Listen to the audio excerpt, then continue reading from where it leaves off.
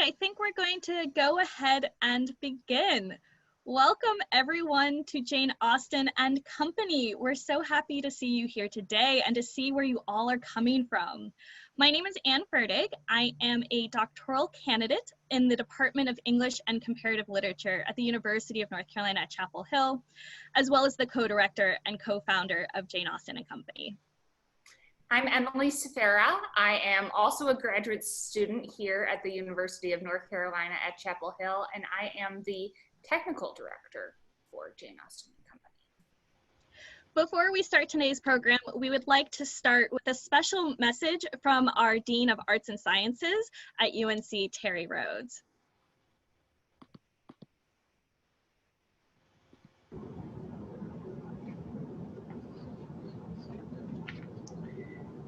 Welcome to our event, Making Music with Jane Austen.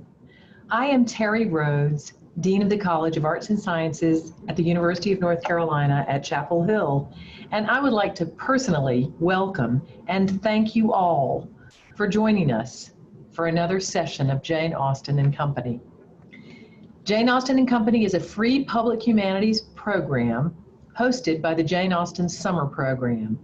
This program originally began with support from the Humanities for the Public Good initiative at Carolina. I am honored to be the principal investigator for that Mellon-funded initiative. Programs like Jane Austen and Company are just one example of our core value of public service here at UNC and in the College of Arts and Sciences. The efforts of Jane Austen and Company to bring together the global community during this unprecedented time embodies our mission to think, communicate, collaborate, create for meaningful lives. I'd like to thank everyone who has made Jane Austen and Company such a success so far. We're delighted to see so many people from across the world join the UNC and Jane Austen Summer Program community. I hope you enjoy tonight's program.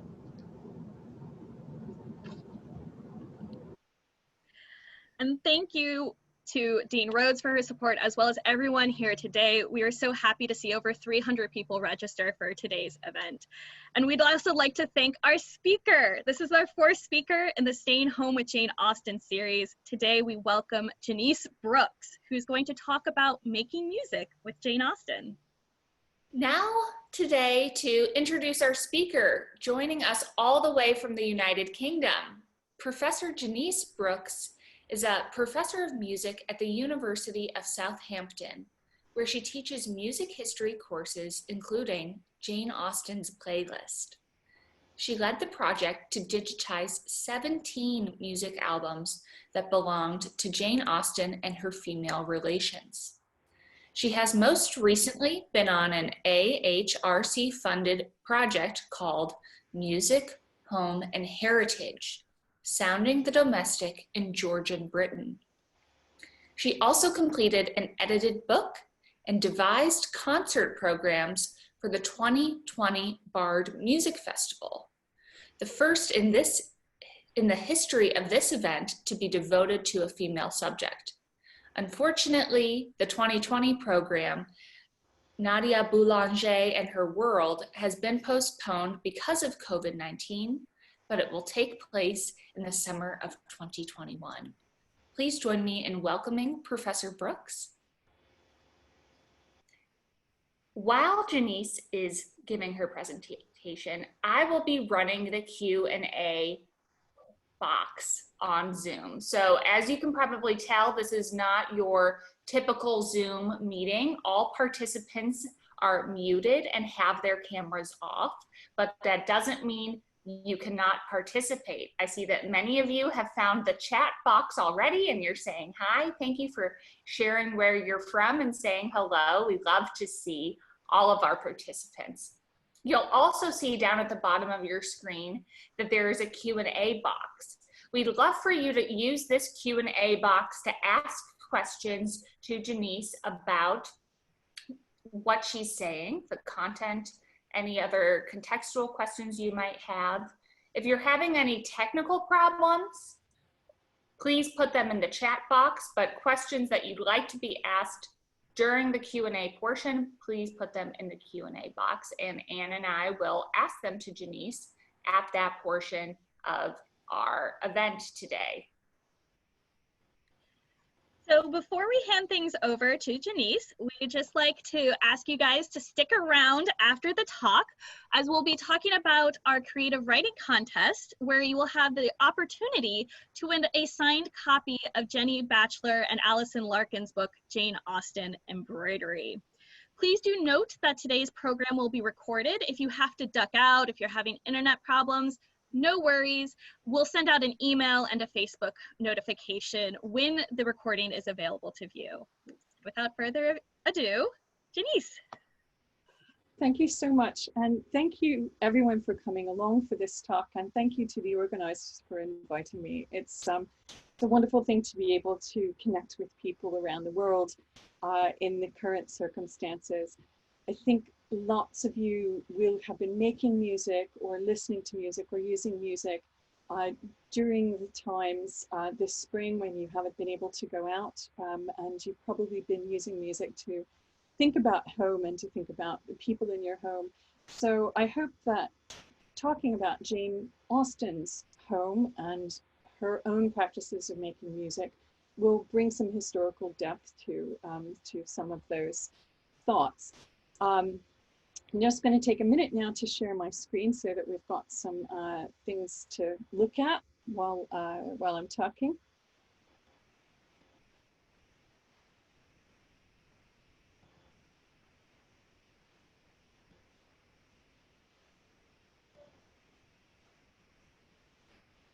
Right, here we go. So I wanted to start out by asking you to do a little thought experiment, to think about your favorite scene, your favorite musical scene in a Jane Austen novel. You might have a little bit of trouble picking one because there's so many. I'm sure some of you will think about balls in Pride and Prejudice. Lots of important stuff happens in those scenes. Or you might think about Mary Crawford's harp playing. Again, a really crucial plot point. Musical scenes in Mansfield Park. Or you might be thinking about Jane Fairfax. You might be on Team Jane Fairfax. I definitely am in Emma. And the mystery piano that shows up partway through the novel, and the intrigue around that expensive but anonymous gift.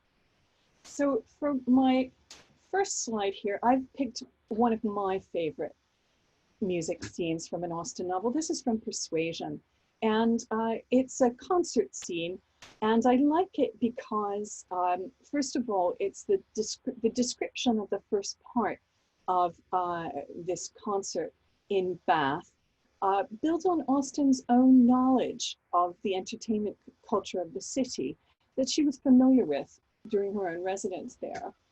And I like it because Anne Elliot tells you about the different kinds of music that she listened to in the first half of this concert. The tender, the gay, the scientific, the wearisome, and you have a real sense of the flow, the progress of the music of different kinds during this concert in the upper rooms. It's almost like a little piece of music criticism, isn't it? And here we have Jane Austen herself engaging in music criticism in a letter to her sister Cassandra from 1814, which is the same year that she was writing Persuasion.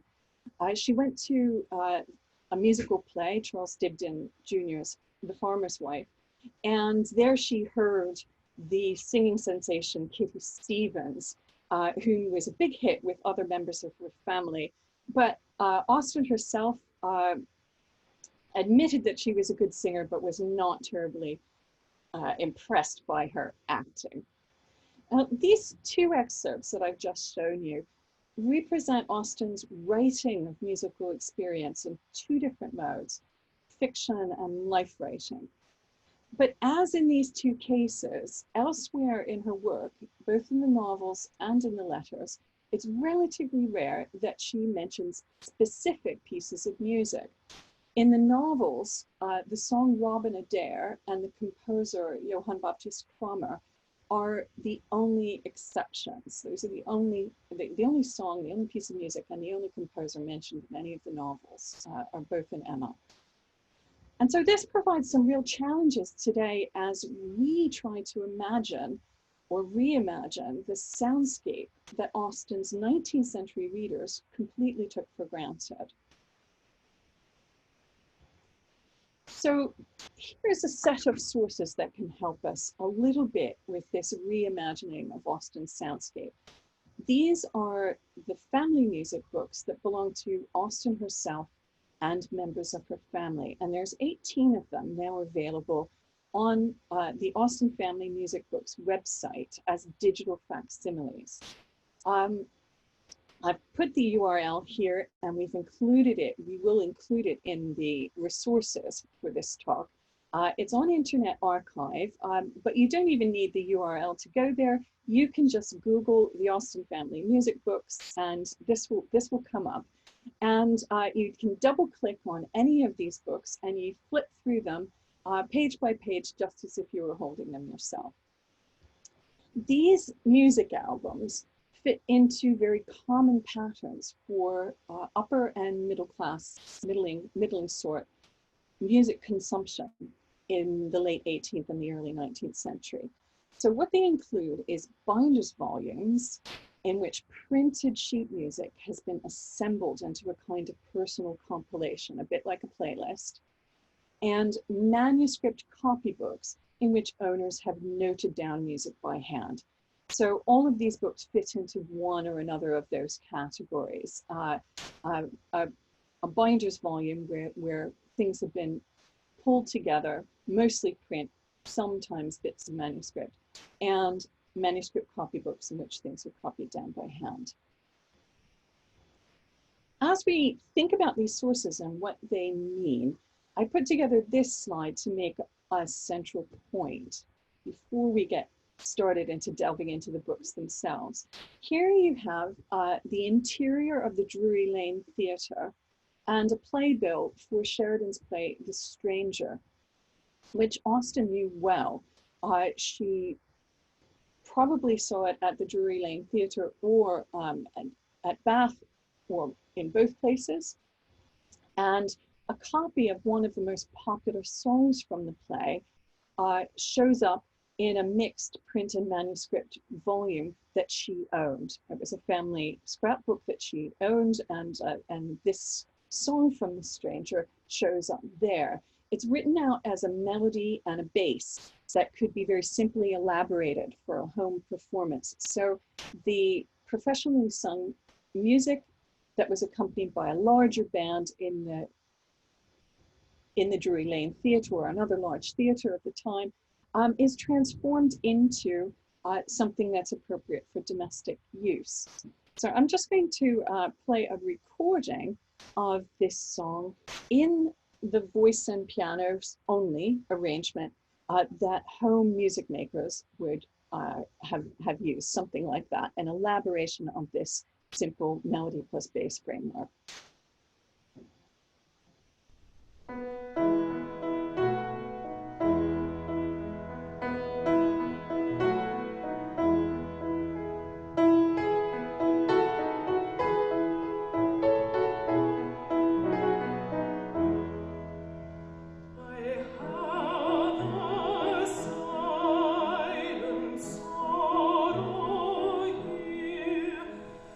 Grieve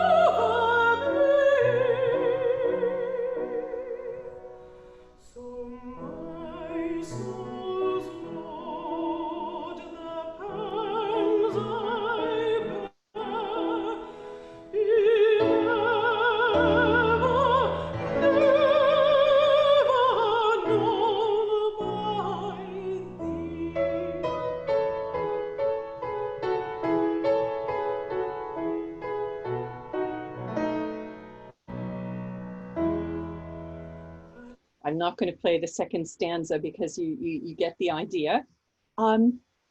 Music like this bridges the public and the domestic, but it also helps to define those realms. Just like the reworking of a Bath concert into a domestic fiction, or the description of a play in a letter that's meant to be read at home. The adaptation of concert and theater music by amateur musicians performs a kind of domesticating process, and it exposes how the home itself is created in this period. So what I'm going to do today is I'm going to concentrate on music making in the home, both in the conventional sense of making music as performing music, but also in the sense of physically making both the material objects of music that one uses in the home and the home itself, the creation of the home itself through the making of music, both as material and as practice.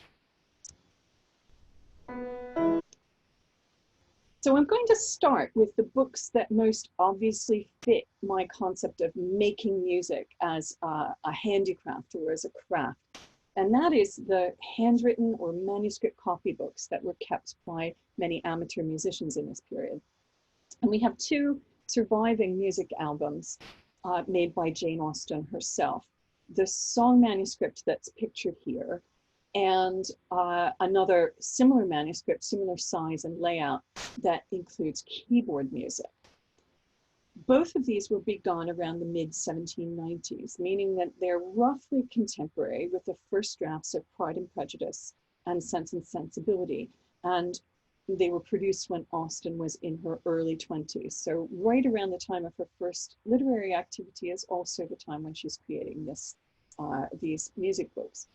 But as a way in, I want to start a lot earlier. That is with Austen's childhood and when she started learning music as a child in the vicarage in Steventon, where she grew up, her first home. Early musical experiences for children in families like Austen's of the middling sort and the minor gentry often involved learning with a mother or other older female relatives. And there's a lot of children's music in the Austen family's extant music books.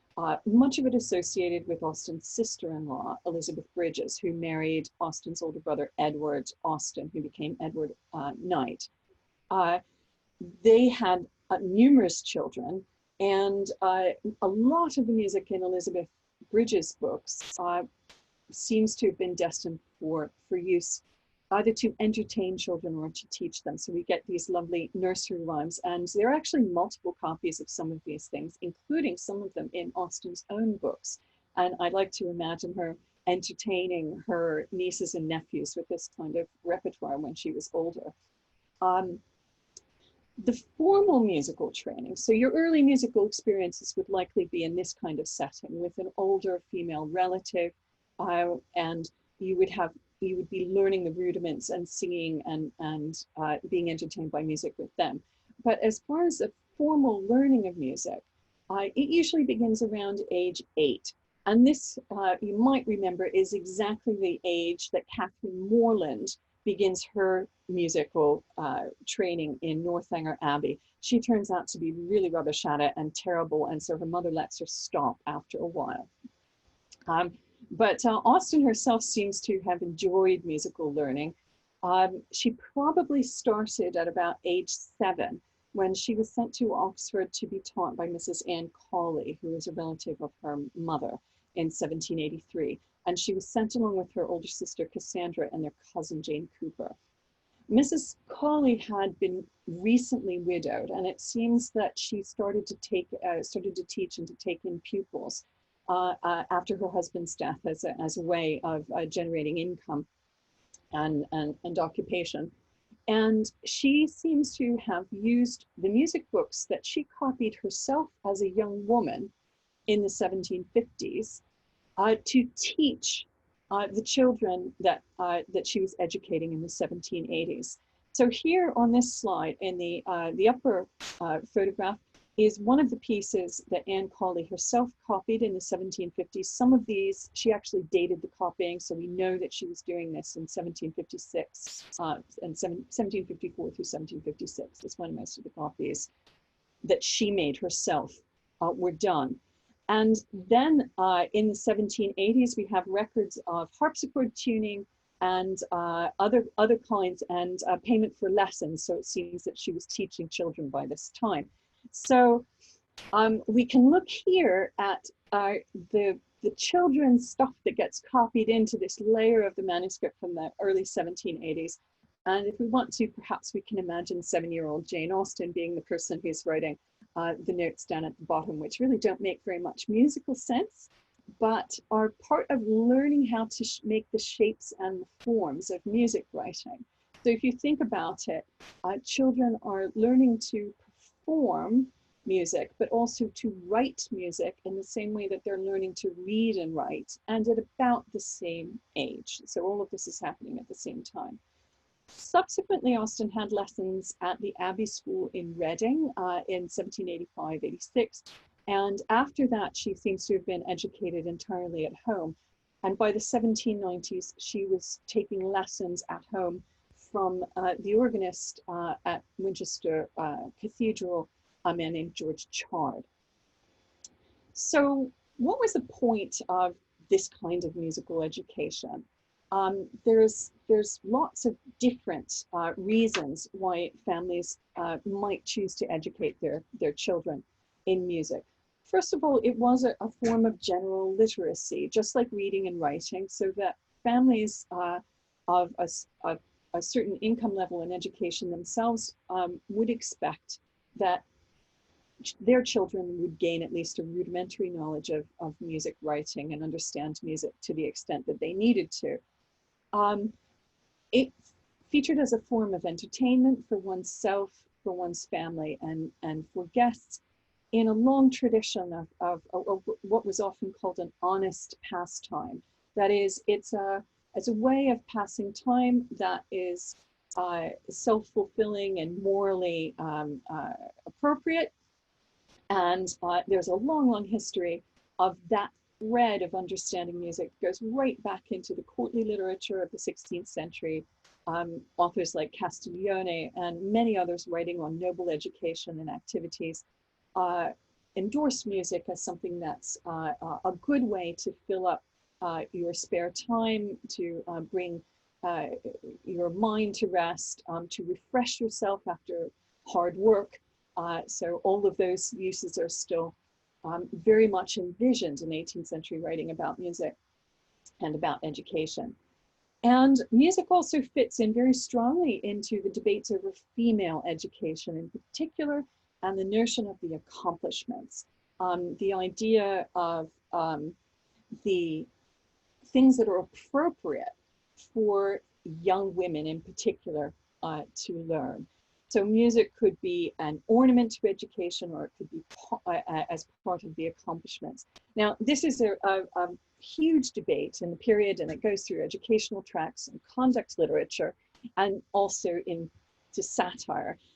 Some of you who've attended other lectures in this series will have seen this image already. I think Jenny Batchelor was really interested in the sampler that's hanging over the mantelpiece. I'm interested in what's happening over in the left-hand corner, where Farmer Giles's daughter Batty is playing, and another child is singing, and they're showing off the things that their daughter has learned at school. The song on the piano is Bluebells of Scotland, so it's a Scots traditional song. Jane Austen herself owned tons of these pieces, and had a piano, actually a square piano very similar to this one.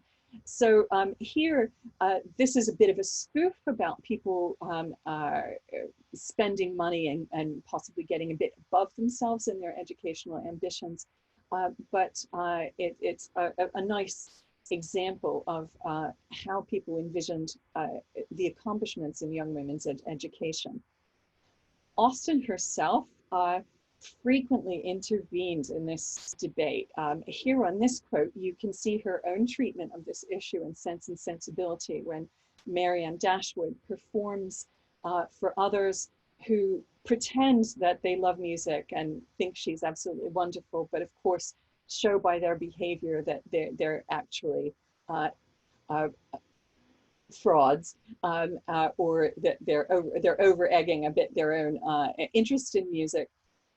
And the only person who listens to her carefully, it turns out, is Colonel Brandon. So this is relatively early in the novel. This is a sign that Brandon has qualities that are going to become more and more apparent that mark him out as an appropriate partner for Marianne.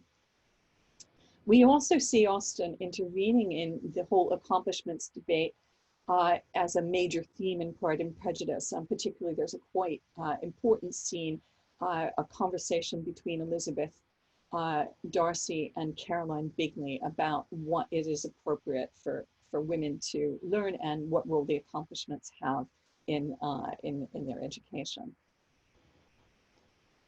So I'm going to now do a little experiment with you all, and you can participate because you're all muted, and so no one will hear you do this.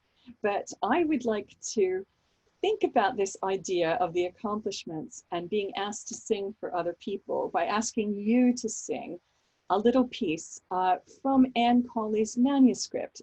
This appears in Anne Colley's Ode Hand, but I think it would be fun to imagine her teaching this piece to children in her care, including possibly Jane and Cassandra Austen. This piece actually thematizes how a child is being asked to sing for others. And the words to the song express some reluctance to sing, but says, okay, I'm going to do it, but I'm not very good. So, but since I'm not refusing and I am doing this for you, please excuse my bad performance. So it's a lovely, lovely thematization of the act of performing for others. So what I'm going to do is I'm going to sing a line, and then I'm going to stop and ask you to sing it straight back to me, and then continue through the song that way. So you can sing as loud as you like because you're muted and no one can hear you. I can't even hear you. And we'll give it a go and see if you can make your way through this song.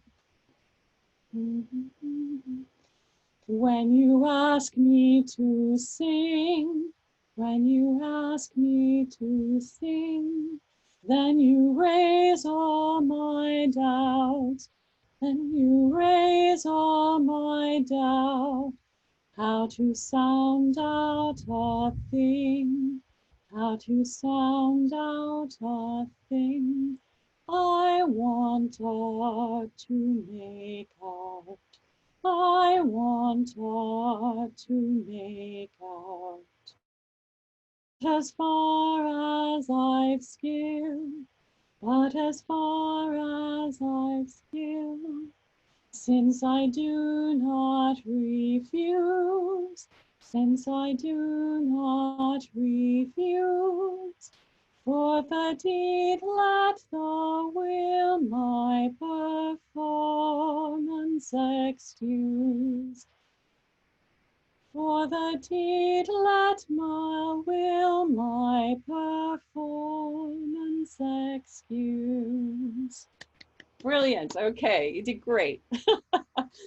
So that's a beautiful insight into first steps, isn't it? And the feelings that might come along with being asked to perform for others, and the beginnings of this embodied understanding of musical practice that Austen herself brought to her accounts of both professional and amateur musical performance in her writing.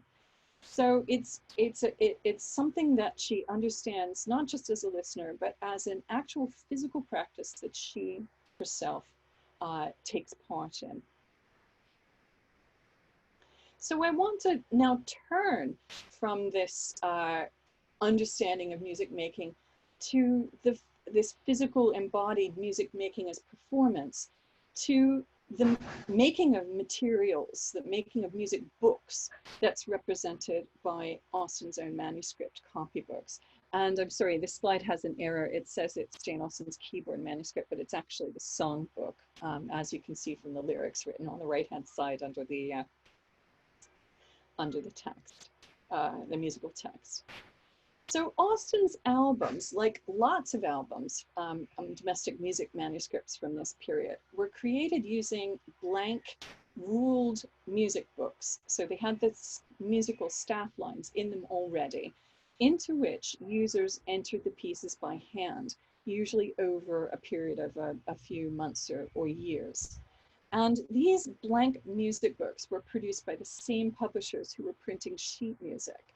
And they generally include a printed title page like this one, with spaces for users to enter information. So they produce a kind of hybrid manuscript and printed counterpart to the printed title pages of the period. And as you can see, here are 3 different manuscript copybooks from 2 different owners, but the printed title page is the same. So people bought the same music book and they filled them in different ways. The owner at Harwood House has decided to use the opening frame for an index to the things that have been copied in, whereas Elizabeth Sykes at Tatton Park has put the date and has put a lovely flourish on the bottom one and has said she's in St. James's Square. At the top one, she says she's in London, but she also says April Fool because it's the 1st of April. So she inscribes that the date that way on her copy. Here's another example of a different printed title page from a different publisher. The owner here, Sally Shilton, decided not to fill in the center at all and rather perversely decided to put her name and the date of June 1792 up in the right-hand corner instead. Here's Jane Austen's keyboard manuscript. And as you can see, it's got a lovely cherub there with the label for you to fill in. It says, I don't know if you can read the label very well, but it says Juvenile Songs and Lessons. And then beneath it, it says, for young beginners who don't know enough to practice. So she has, the label's been dutifully filled in, but there's a slightly subversive twist to it in that she's added this little tongue-in-cheek thing about young beginners at the bottom. So once copyists got started, they learned to map the entire musical layout first. So they added the clefs and the key signature, time signatures, system braces, and then they measure out the total space that they need to copy a particular piece before beginning to copy in the pitches and rhythms. If it's a vocal piece, they usually add a horizontal rule in between the staff lines so that they can get the text lined up and straight. And the text is usually added first, and then you get the melody with matching up the melody lines to the correct syllables, and then you start adding in the accompaniment around that. And much of this kind of preliminary mapping gets done in pencil before then being copied over in ink. This is actually, music copying is actually quite complex and it's difficult to get right for the novice. Here, the reason that you can see the process on this particular manuscript at Harvard is because the copyist accidentally left out a word and she realized it part the way through. So she abandoned this copy and started over again on another page. And there's a fair amount of this kind of thing in manuscript copybooks, things that are crossed out or things that have been restarted or abandoned because of a mistake. And that gives you some kind of insight into how often copybooks are really working musical documents. So in some sense, it's almost more like a recipe book than like a craft in the way that craft is usually understood. So the activity of producing a handmade item with some sort of decorative intention, like fine needlework or shell work. Music copybooks, like recipe books, are something that you use. They're a blueprint for making something, a dish or a musical piece. So they can sometimes be quite rough looking, and people even keep in things that are obviously mistakes or abandoned attempts. However, there's lots of music copybooks where a less functional approach is taken, and there's lots of evidence of decorative intent. Some of them include drawings or stencils or other graphic art, as well as notation, for example. I'm going to stop here for a second because we've just had some rain start. I don't know if you can hear the rain on my window above my head, but so that I don't have rain coming in on my computer, I'm just going to, there we go, shut that. If you start to hear thumping, that's because we've got thunderstorms predicted for this afternoon in Southampton, and they've just started. So this is a manuscript, one of the manuscripts in the Austen family's collection. We're fairly sure that Jane Austen copied this sonata. We're not sure who did the little drawing in the margin, but it's very charming.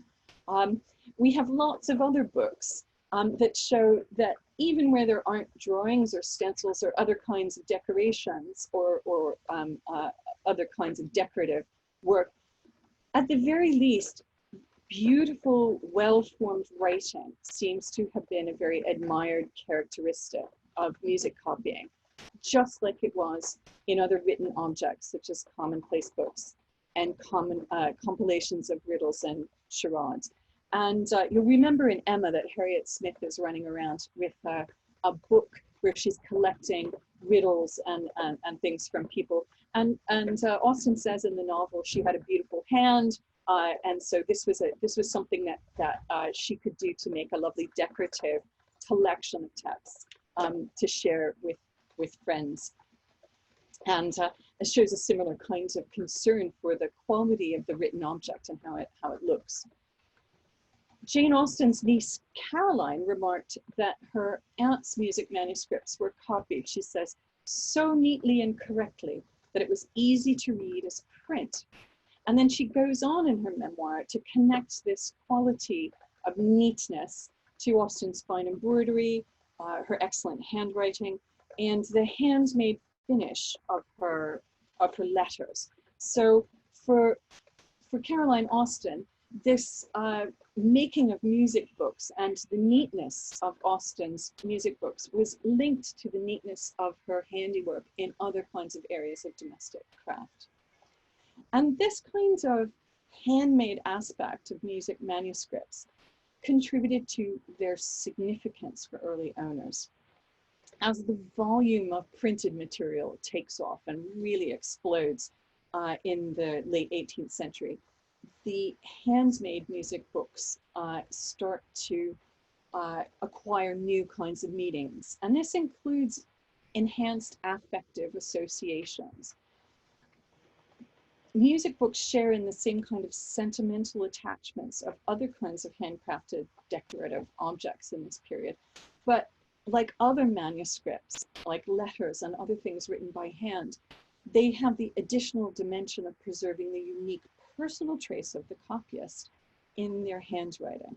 So this comes through quite strongly in some of the comments that contemporary owners make about handwriting and personal manuscripts, books of charades or riddles or music or whatever else it is that you're copying. And then another indication of this kind of affective association, these emotional attachments to this kind of object of domestic music manuscripts comes in the degree to which blank music copybooks become really popular gifts for young women. As you can see, these two examples, both of them actually, they're currently in Boughton House, but they come from Longleat, where Charlotte Finn grew up. And you can see that she received blank copybooks from her mother and from her brother in different years. And she filled them in, and they're today at Boughton House. And these blank music copybooks, given as gifts, intersect in really fascinating ways with wider gift economy in this period. They provide the donors and the recipients with similar opportunities for creating and reinforcing social bonds as any other kind of gift. And they also invoke the similar kinds of reciprocal obligation as any other gift. You know, you receive a gift and then you generally give gifts in return. But in contrast to other kinds of musical or other kinds of gifts in this period, non-musical gifts, they're quite a special kind of gift because they envision or even impose some kind of subsequent activity as an object, they're insufficient until you fill them in. So in giving a blank music book to someone, you're actually almost demanding that they then do the work to fill in the object and to create the gift for themselves. And so how do you do that? Sources for this kind of thing are varied. Copyists might get printed sheet music from a circulating library, and there was a circulating library for music in Winchester near Jane Austen, so it's possible that she could obtain some music from that source. But also, and perhaps more usually, people borrowed music from their friends and relations for this purpose. And this could be a way of stretching, making the sheet music stretch to more players. So only one person has to buy it and other people copy, which may reflect the copyist's relatively modest means. Or it might be a reflection of the difficulty of getting hold of music in the provinces. You might have to get a friend might have been to London and brought back the latest music, but you can't get hold of it where you are, so you copy it into your music book. So copying from print is, and possibly even from a circulating library or copy from someone else, is something that certainly happened in this sonata by Haydn, copied into Austen's keyboard music book, which was almost certainly copied from this print, Bland's collection, which was a popular series that was a bit like elegant extracts for the keyboard. It was very widely distributed. And we can tell that she copied from this particular print because of the way that the sonata is laid out and how the beaming is done. And it's a very much an exact copy, so that we can be sure that it was this source or another manuscript that was copied from this source. This is probably where it came from. But even when expense or availability wasn't a problem, exchanging music served to form or cement social connections. So young women of the early 19th century swapped notated music, just like today's teenagers exchange music downloads. And the music copybook acts very similarly to the kind of personal music collection on a tape or a CD or a media player in the recording age. So this kind of written down music, many of the practices, we are actually familiar with them today because we use them in exchanging recorded music with each other. Scribes or copyists could enter all the music in their own hand, or they can collaborate. We have lots of examples of music manuscripts where people are getting their friends to copy in pieces for them. So it's quite interesting to see these manuscripts made up by friends and groups of people. And as they make their music books, people craft forms of intimacy through this musical and material exchange by swapping music and exchanging it between them. Lots of girls kept entire manuscript albums that were completely devoted to exchanges with friends and relations. And they actually noted down the names of donors. Like in this manuscript from 1831, where Georgiana Bailey, this is quite late, so a good time after Austen's death, but it reflects earlier practices. She writes down the names of the people who gave her each piece at the end. So you can see up at the top there from Mrs. Gibson's manuscript, the one from the bottom came from Miss Seymour's manuscript. And so she's borrowing other people's copybooks and copying things into her own book. One of Elizabeth Gaskell's manuscripts, the author Elizabeth Gaskell, also notes that she had it at Avonbank when she was in school in the 1820s. Similarly, notes down the names of all her classmates that she obtained music from. Austen didn't do this, but it seems clear that a lot of the pieces she copied were actually obtained from friends and relatives and in that way. Here's some likely examples from her manuscript of keyboard music. The book itself might have been a present from her cousin Eliza de Feuillide, based on the handwriting of the title page inscription. But whether or not that's the case, and we probably will never know, Eliza's printed music seems to have been the source for most of the French music that Austen copied around this time. So, for example, this overture from Jean-Baptiste Lemoyne's opera Les Prétendus from 1789 is definitely copied from the printed harp music that you see up in the left corner of the slide. Again, because we can tell this because of the way that the beaming and other performance directions have been copied over the way that the layout works. So Austen had a fair amount of French music in her manuscript books, and they all seem, we can trace almost all of them to music that was owned by Eliza de Feuillide, her cousin, who was forced to move back to England after living in France for many years because of the French Revolution. So the mention of sources for Austen's manuscripts brings me to the question of the printed music that she owned.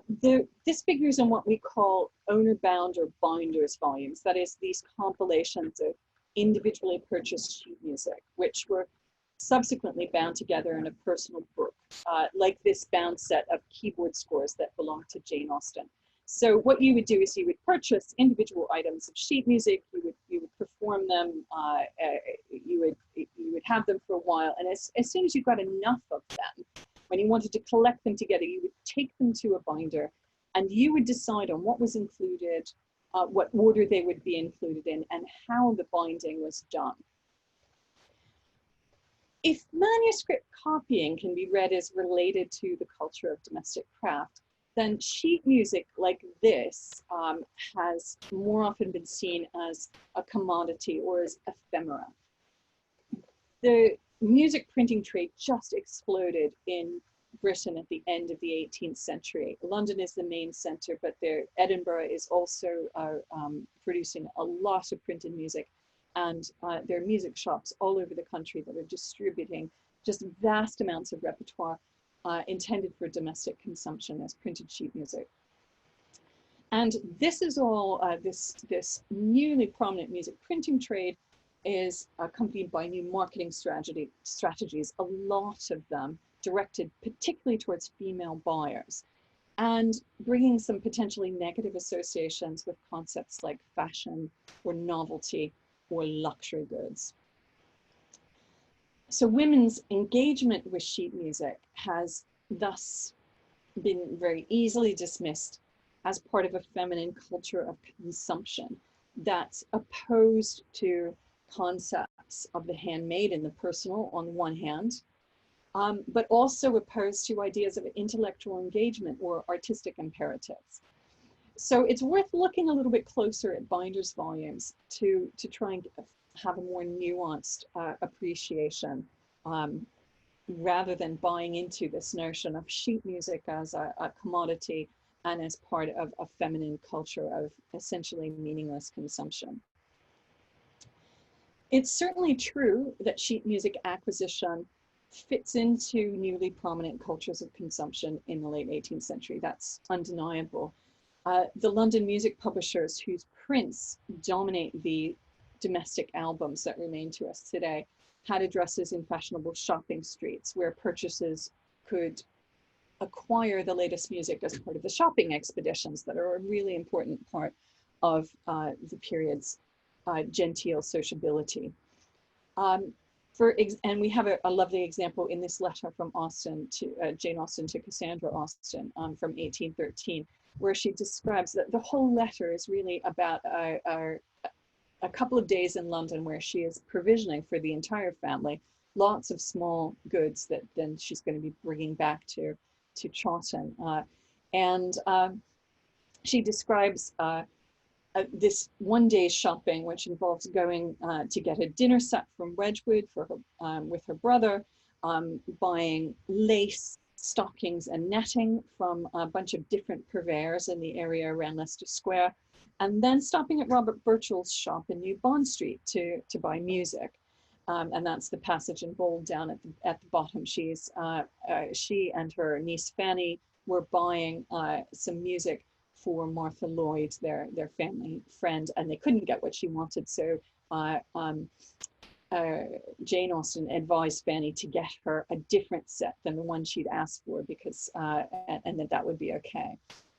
So definitely part of this culture of consumption, but what exactly that consumption means is something that we can think about in a bit more depth. At the same time as purchase, as we can think of these things as mass-produced items, sheet music as mass-produced, users' interactions with these purchases engage with manuscript culture and with the culture of craft right from the beginning. The personalization of sheet music can happen as soon as it's purchased. A lot of buyers put their name and the date of purchase on their music as soon as they buy it. Sometimes even write the place that they acquired it. And then when they start to use the music for performance, that involves lots of further interventions. So fingerings, adding ornamentation, adding performance notes of various types, or correcting printer's mistakes when you find them. And these interventions then continue into the fabrication of binders volumes, each of which represents a personal compilation made up from the wide array of possible individual sheet music items. So again, I usually compare this to a playlist as a way of getting across the interplay of, on the one hand, economic and production factors, like what music is out there, how much does it cost? Is it available to you? Can you get your hands on it? And then another aspect, which is the social considerations, such as fashion, family bonds, regional affiliations, associations that come with the social uses of music. And then finally, questions of individual taste, elements of individual and personal choice. And there's a complex interplay. If we all screenshot our phones and posted them with our playlists, I'm sure that we would see that some of us have some common items, but that each playlist is going to be a little bit different because of the interplay of these different factors. So the selection of what to bind in an individual album and how to order the contents are also really interesting evidence of engagement with concepts of genre and style. So people choose which pieces are going to go where, and that often means making decisions about what kind of piece it is and how difficult it is and who the composer is and things like this. So it does involve an intellectual exercise and a musical exercise as you work your way through your music and you decide how you're going to organize it and what you're going to bind together. And the selection and the juxtaposition is meaningful in many cases. You have pieces put together because they go together in a particular way or comment on each other in a particular way. So each album represents something unique. So this binder's volume that belonged to Jane Austen is a good example. It's labeled Songs on the cover, and it includes a number of different sets of pieces, starting with some duets by William Jackson, and then going on to include 2 sets of popular Scottish songs before finishing with a multi-section pastoral ballad by Tommaso Giordani called Colin and Lucy. And this combination is absolutely unique to Austen. There isn't another book that would have precisely this arrangement of items and be bound in precisely this way. So it is in its own way as unique as any manuscript copybook, even though it doesn't present the same kind of handcrafted elements that a copybook does. And we can imagine, because of this combination is unique to Austen, we can imagine her knowing and loving this particular book that she herself was responsible for making. And its physical presence as an object can help to remind us of the power of music books to convey meaning as things in their own right, as well as transmitting the music that they contain. So when Austen moved to this house in Chawton, in the Hampshire village of Chawton in 1809, it came after several years of moving around in the south of England without a settled home for very long. And with lots of question marks about exactly what her future was going to be.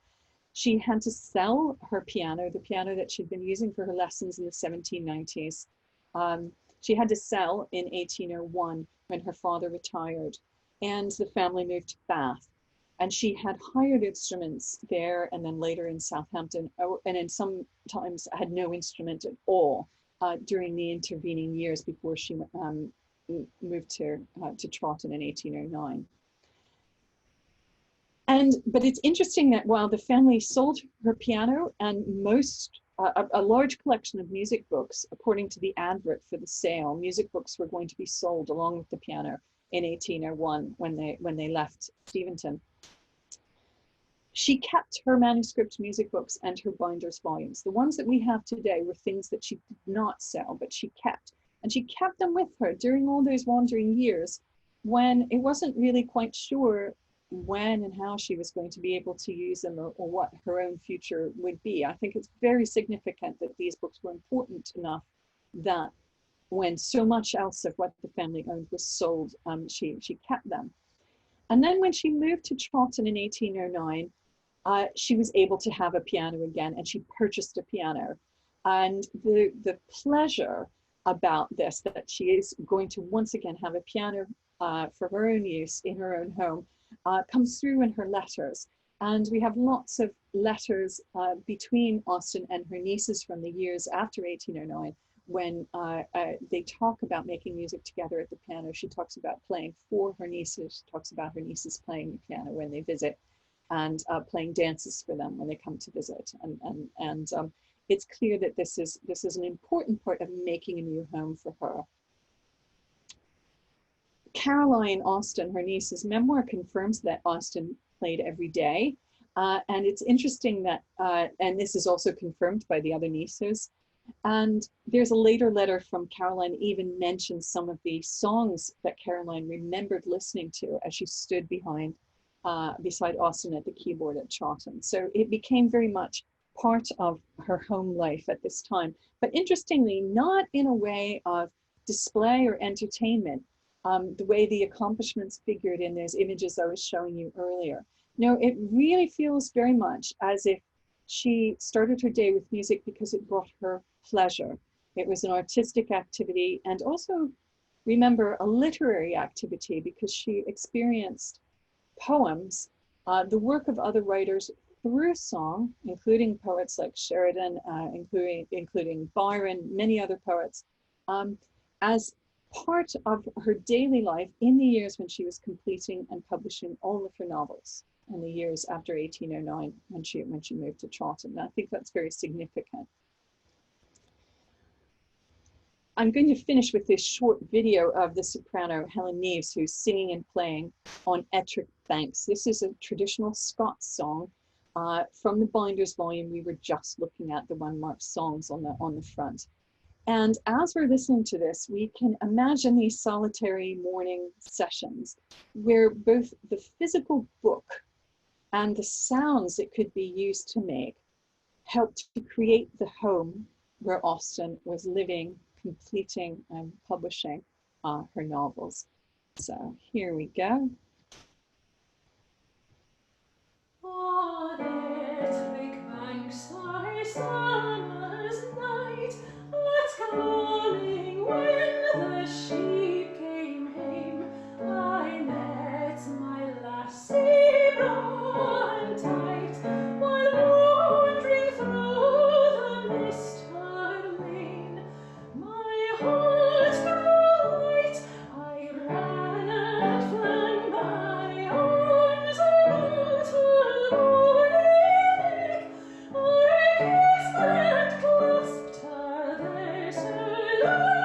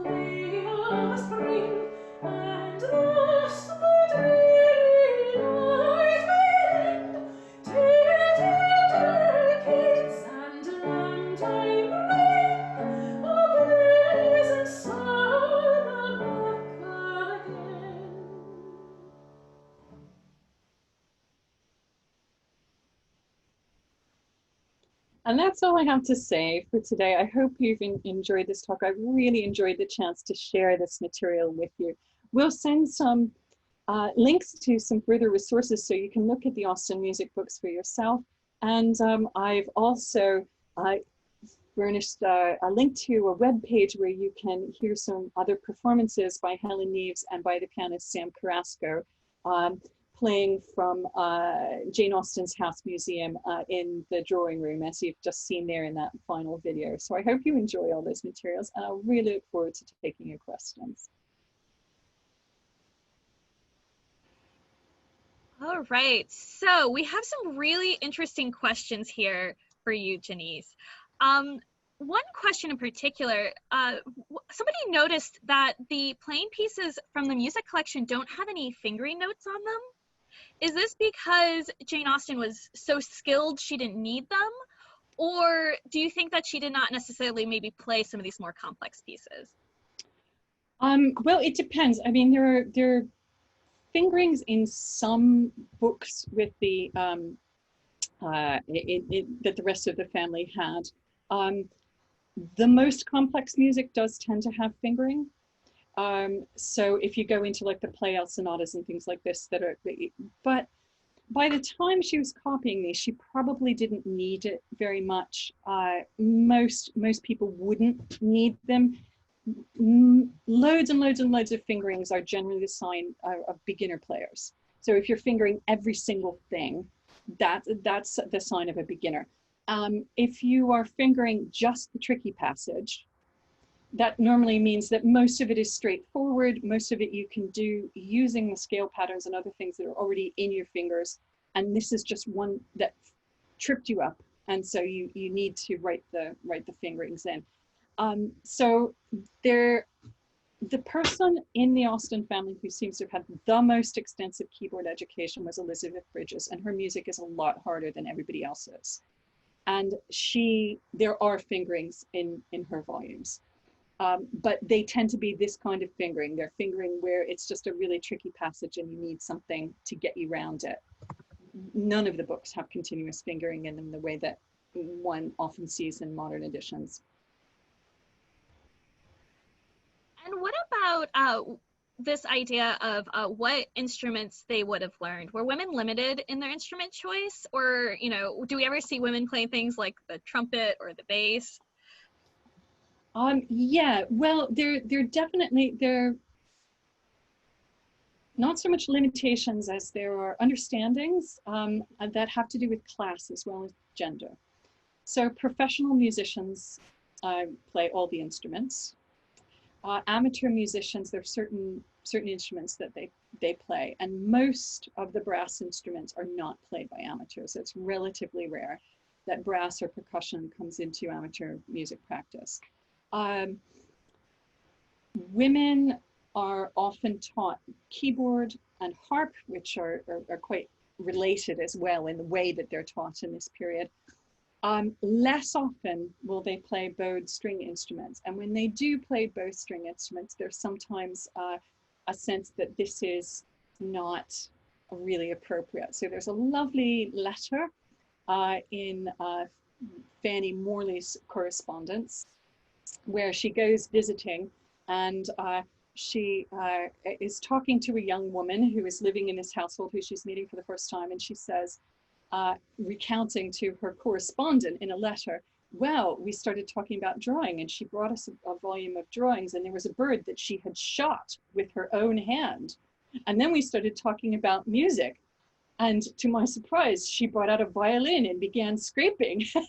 and she's recounting this as something that's really funny, that this young woman should shoot and play the violin, because these were not things that most young women would do. But that's not to say that some didn't.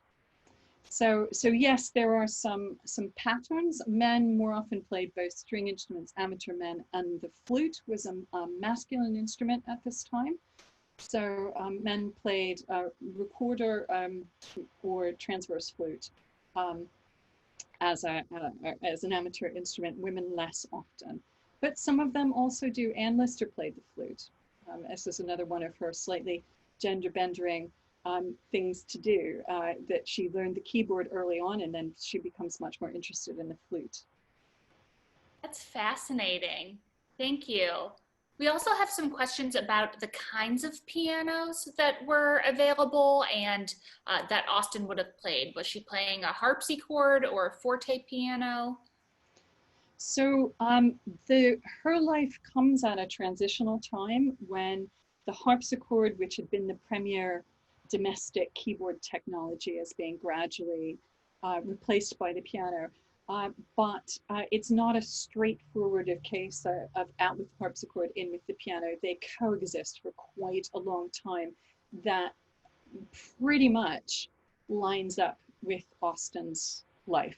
From about 1770 to about 1810, there's lots of,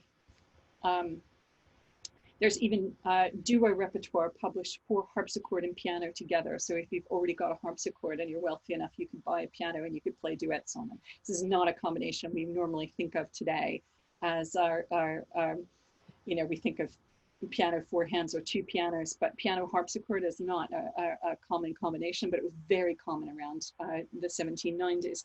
So, and people who had beautiful harpsichords made by the best makers kept them for a long time and kept them in tune and kept using them. So it would have been a harpsichord probably that her parents' generation knew, and possibly that she started her keyboard training on, but it was certainly a piano by the 1790s. And what was sold in 1801 was a square piano by Christoph Gaynor. So it was quite similar to the instrument that you saw Helen playing in that last video, which is a 1813 Clementi square. What about her singing? Do we know if Jane Austen was a soprano or alto, or would all ladies have been expected to sing in that kind of one type of style? Well, we know very little about her singing. I mean, she did sing, and we know that as a young woman, there's a couple of letters where people mention her singing and things that she sang. There's no indication that she was ever trained as a singer. So she probably had a relatively limited vocal compass, and I don't think it was going to be hugely flexible. Again, here, the most complicated music in the family, the most vocally demanding, belonged to Elizabeth Bridges, and she was sent to a very, very posh school where they had an Italian singing master, and she probably had real voice lessons. So it would be a much more cultivated voice. So I think if we imagine Austen singing, she probably didn't sound anywhere near as good as Helen on that video I just played. Helen is a professionally trained soprano, and even when she's just accompanying herself, she sounds pretty glorious. So she probably sounded much more like I sound when I'm singing little ditties to you on the over the Zoom. Excellent. Thank you very much. So we also have a few questions about the harp. People are noting that the harp made an appearance in Austen's novels, and do we know if Austen played the harp or was ever around a harp? She did not play the harp herself. The person who played the harp initially in the family was Eliza de Feuillide, who was her cousin, and who eventually became her sister-in-law. So Eliza was the daughter of Philadelphia Austen. So her aunt on her father's side, and she was brought up in London by her mother while her father was off gaining his fortune in India. And this is good because we have letters about her education from between the two parents in London and in India. And she was trained very early on as a keyboard player. She was apparently very good. And there are some letters in 1786, I think it is, she comes to visit the Austens in Steventon for Christmas, and they hire a piano because she's there and plays so well. She writes to her family that she is taking up the harp. She married a Frenchman, and she moved to Paris, and she took up the harp there. And so amid the Austen books, there is a whole range of harp music that was at subscription publications from the 1780s, which was almost certainly hers, and which she brought with her to England. She came to England and then got stuck there as her husband was guillotined during the Revolution. And then she married, in her second marriage, she married Henry Austen, Jane's older brother. And there's plenty of references to the harp in her correspondence. She had concerts at home and hired harpists to come in. So when we're thinking, you're probably thinking of Mansfield Park and you're thinking of Mariah Crawford. All of that harp playing stuff, the experience of hearing Eliza play and understand, and Eliza is often seen as one potential model possibly for that character. So that's possibly what you're thinking of. So certainly Eliza played, and then Fanny Knight started taking harp lessons in the 18-teens. And if you're familiar with Austen's correspondence, when she talks about Mr. Meyer coming to give lessons, he was Fanny Austen's harp teacher. And he was coming 2 or 3 times a week. She already knew, she had already been studying the piano for some time. That's normally what happened. You started out on the piano and then you moved to the harp. And so there was someone playing the harp in the family pretty much all the time, but it was not Austen herself. What about some of these recent movie adaptations, such as Emma or Love and Friendship? Were they familiar with these family sheet music albums? Did they pull from the time period or from the family books? Or is that music not representative of what would have been played back then? Well, filmmakers have a difficult time because the thing that they use music for, both as underscore and as diegetic music, is for tone and affect. And so they're trying to use music to tell a story.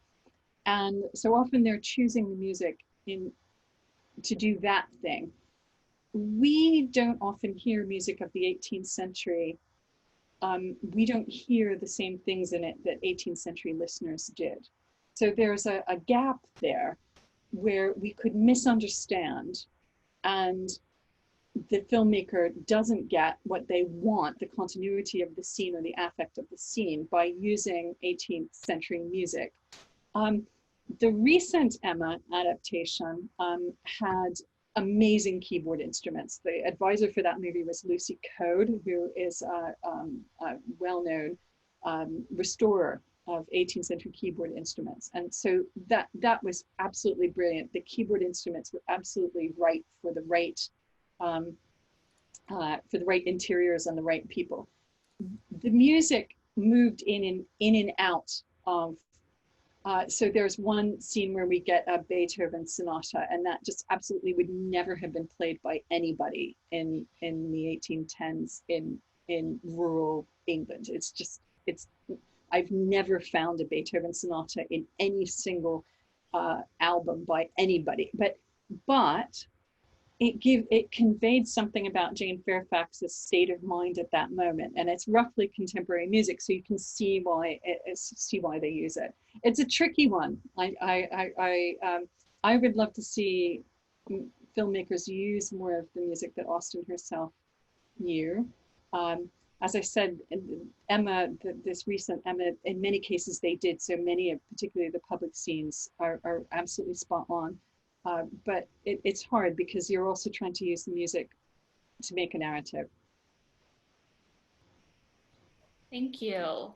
We have a few questions about the albums themselves, and so one question is, who kept all of these albums? How are they still in existence today? Where did you find them? And were there any dance tunes in these albums, or are they mostly more so kind of vocal and performance pieces? Right, okay, so first question.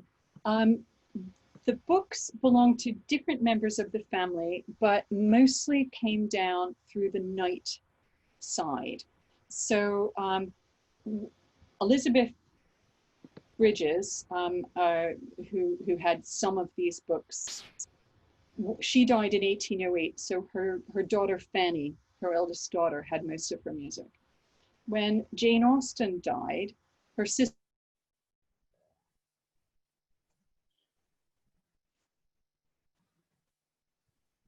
had given the music, at least some of it, to Fanny or another niece on the night side who was interested in music.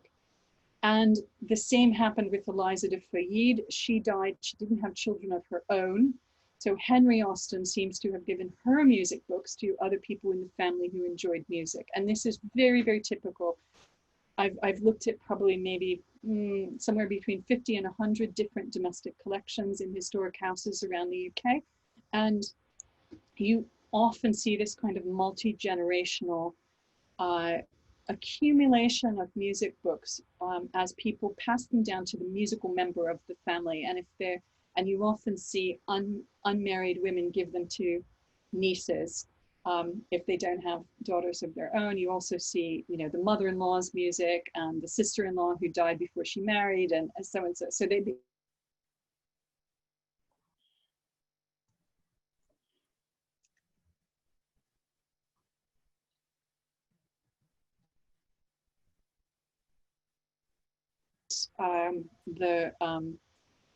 at sitting.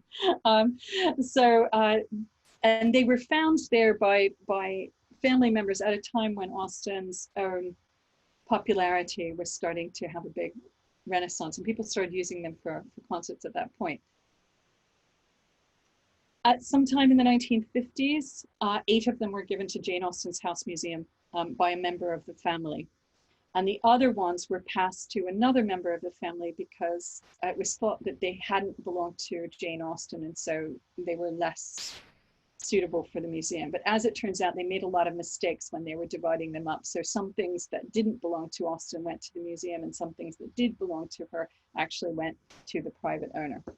So, long story short, it took a long time to find them all. They're in 3 separate collections, and as I said, there's 2 more out there in a private collection currently.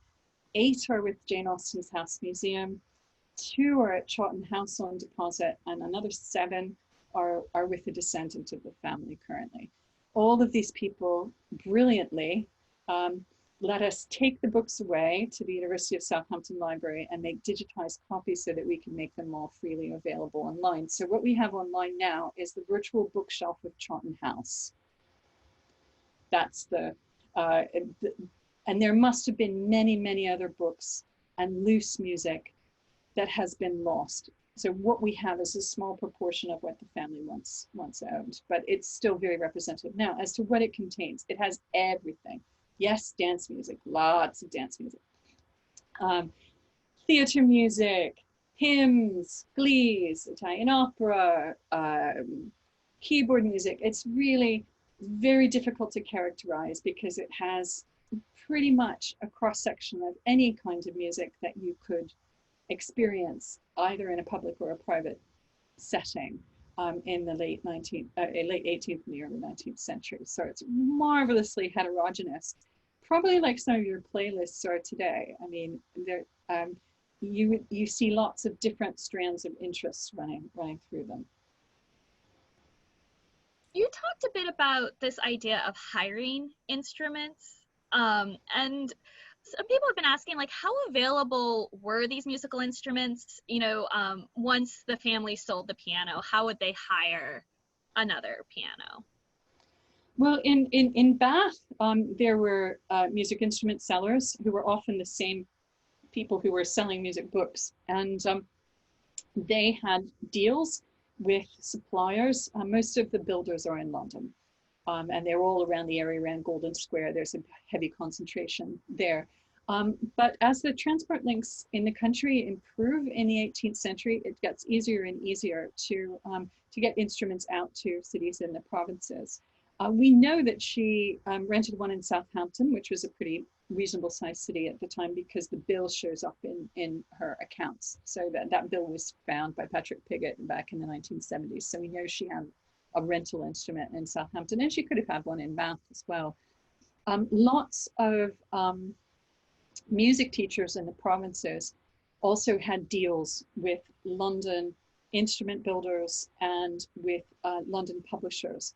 And so they would act as brokers and either obtain an instrument for you to purchase or obtain one and hire it out to you, as well as maintain it. So there's quite this thriving ecosystem.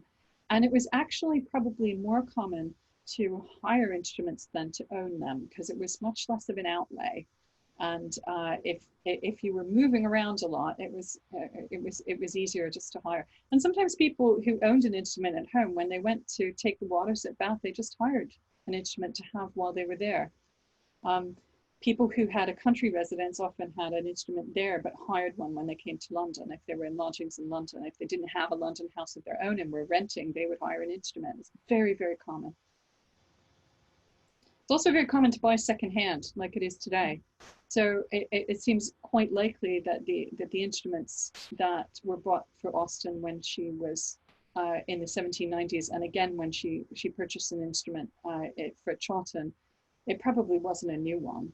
It was probably a secondhand purchased at a sale.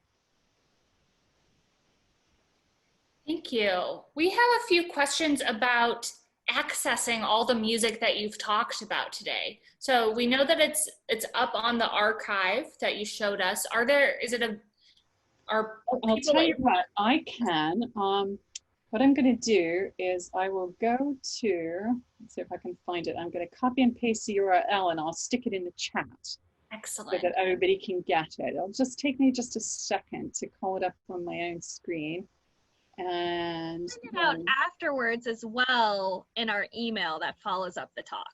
So if you don't get it from the chat, we'll make sure you get it afterwards as well. Well, also here I will put it in the chat, but then I can briefly share my screen for a sec, and I can show it to you online. So here's the URL. I've just put it in, and I'm going to do a quick screen share and do my second desktop. There we go, share that.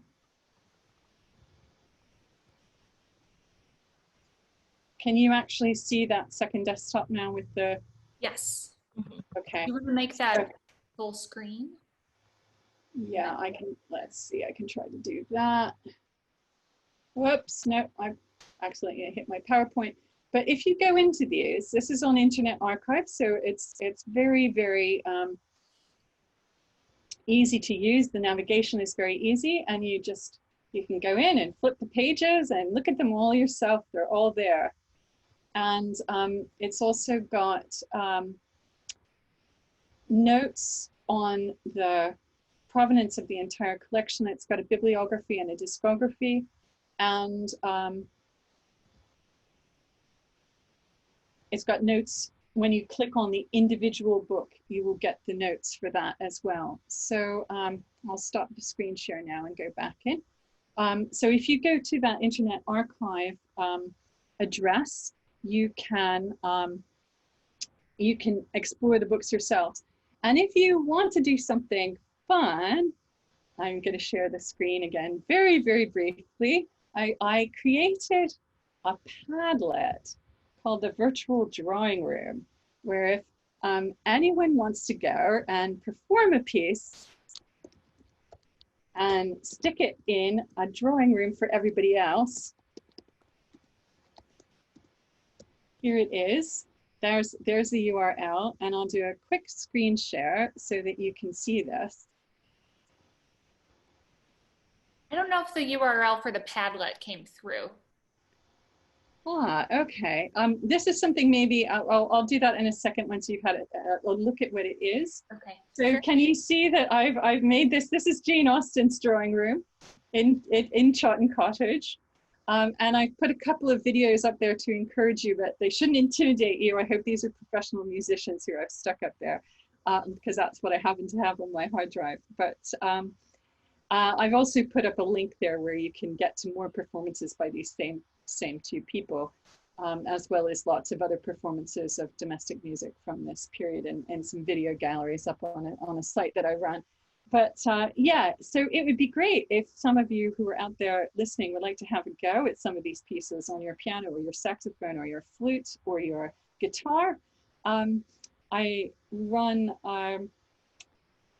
a music module in a massive online course that's run through my own university, and we've had people put up we've put up a virtual drawing room for that, and we've had people do some amazing performances with ukulele and with electronic synthesizer and with with singing to backing tracks and all kinds of fun stuff. So if you feel so moved, you could do that. Let me try again to share the URL for that. And as you do that, I think we're going to start wrapping up. Thank you so much, Jeanice, for sharing everything with us today and for your wonderful presentation. I'm really looking forward to the Padlet to see what everyone else posts.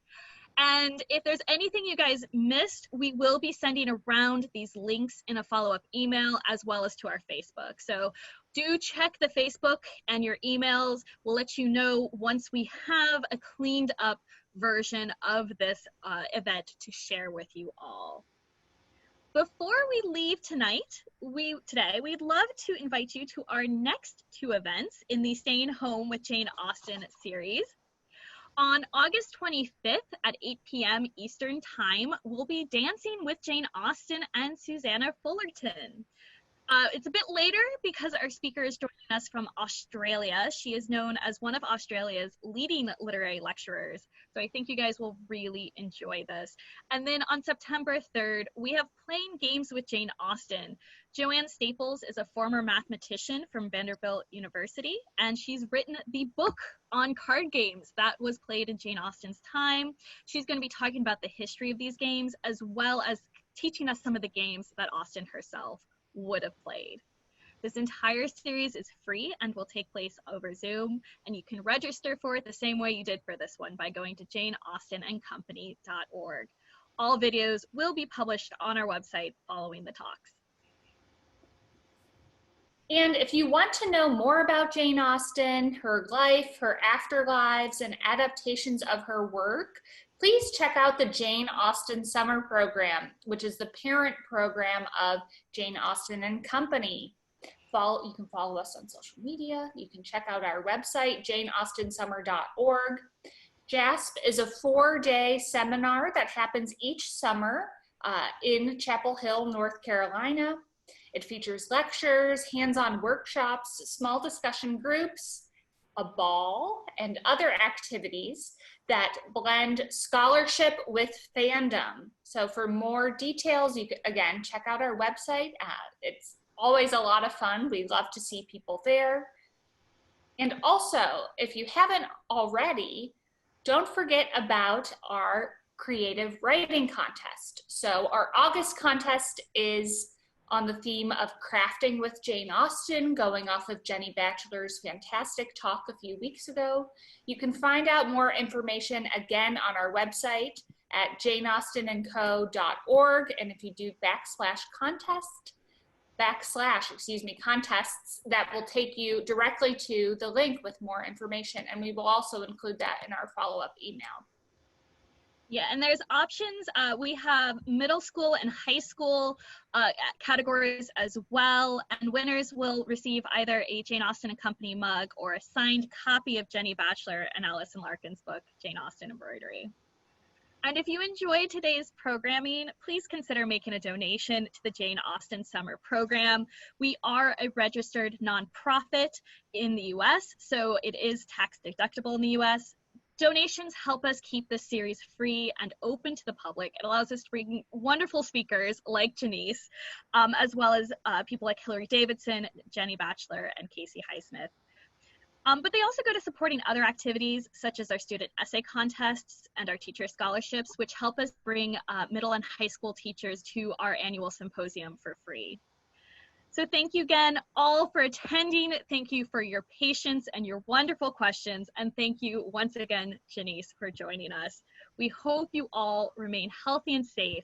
See you for the next installment, Dancing with Jane Austen, on August 25th. Goodbye. Bye, everyone. Thanks so much. Oh, thank you.